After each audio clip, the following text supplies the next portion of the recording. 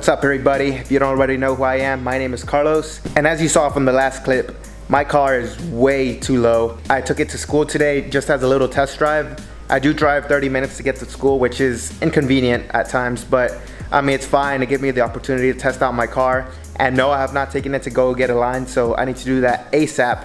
But basically, I was scraping my exhaust everywhere and the fenders was rubbing against the wheel. I'll show you. So if you're familiar with the New Edge Mustangs, you know that the fender has kind of an L shaped right here. It's kind of hard to explain, but it kind of bends around right here. And basically, if you can see, the wheel gap is basically minimal. So when I hit a bump or something like that, the tire would hit the fender.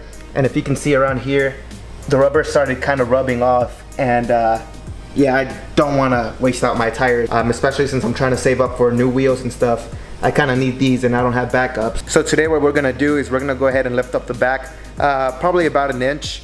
I do want to keep the stance, the fitment, I love the way it is, but I think an inch will be good.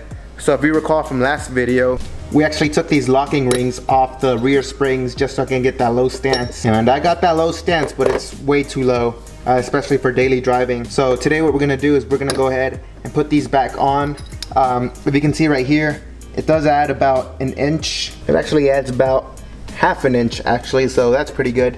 So in order to do that, we're gonna have to take off the whole suspension, take out everything, and then just put these little locking nuts back in. And hopefully that's gonna let me ride comfortably and stop scraping the exhaust. So I actually had difficulty trying to jack up the car, since you can see my car is way too low and the jack does not fit. So basically what I had to do is I grabbed a smaller jack, pushed it through here since there's a little gap, and just jack it up for the rear suspension, and that seems to do the job fine. So if you have a low car or anything like that and you know a better solution, feel free to hit me up because I'm always open to new solutions.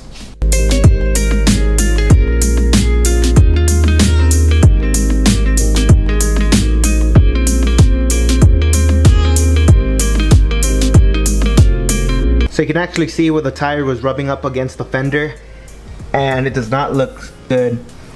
Luckily we didn't drive it for that long, so the damage isn't too bad, and it's nothing to worry about right now. But if I were to keep it this low, it's not gonna be good for the long run. So, and if you look here at the fenders, you can see the tire marks, the rubber marks, and right here it's actually bending a little bit. So it's a good thing that we're gonna raise it up about an inch or two.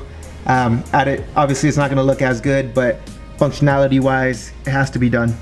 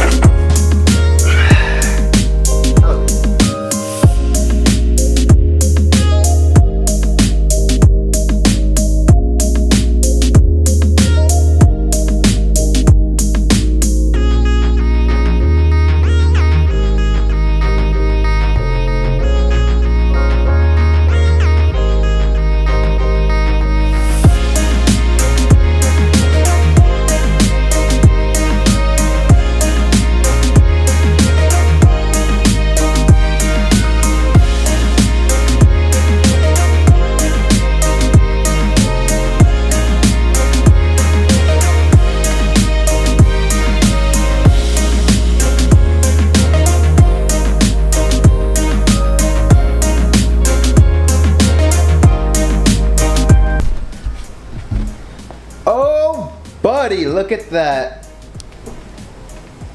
So it is currently the next day, and here's the final result of me raising up the Mach 1. As you can see, it's not crazy high, but it's not crazy low either. If it can focus, there it goes.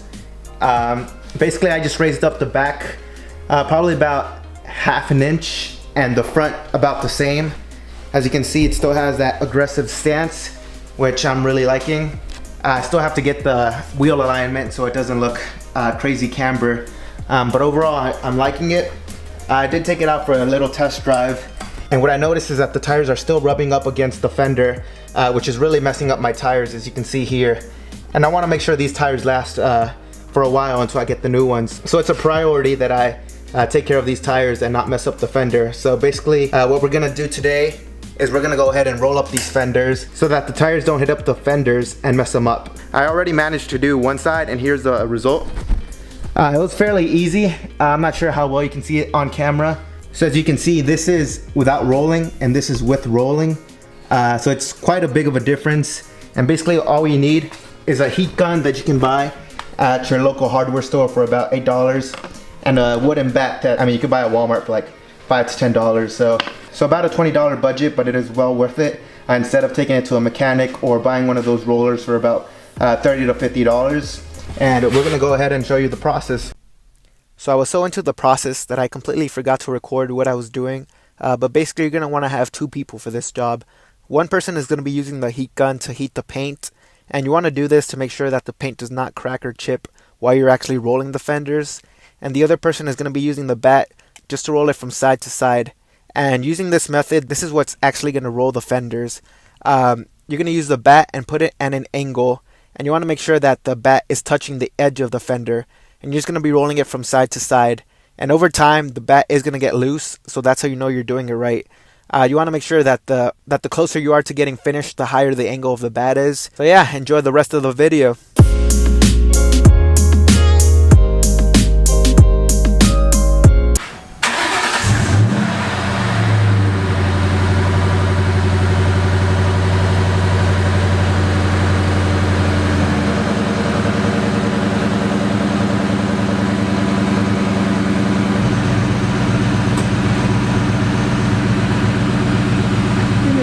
For a solid 10 minutes now, bro.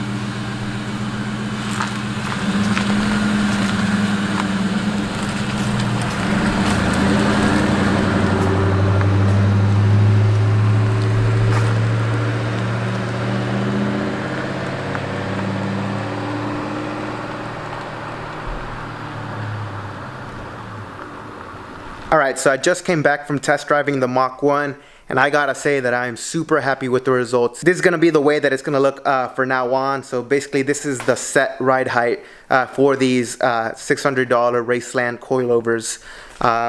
Here, I'll give you a sneak peek of what it looks like. This is gonna be the front. If you look right here, you barely have enough clearance, but from up here you have tons of space, so there's not gonna be any rubbing. For the front tires. The back tires, I'm not sure how well you can see that on camera, but there's a bigger wheel gap in the back than there is in the front. And basically for that is so I don't scrape my exhaust or anything important like that. And it also keeps that aggressive stance of higher in the back and lower in the front. As you can see here, it has that mean stance, even from this point of angle. But that's how it looks, and it looks awesome. Once I get new wheels, it's gonna look 10 times better. When I took it on that test drive, I didn't scrape on the driveway like I did in the beginning, so that's good. And I'm super happy with the results. Hopefully when I hit a bump or anything like that, it's not gonna scrape since we did roll the fenders. Yeah, but overall the Mach 1 is looking pretty awesome. I'm super happy with the build, and there's a ton of stuff coming in, a lot of stuff that I wanna do for it. So you wanna make sure to keep updated with the videos.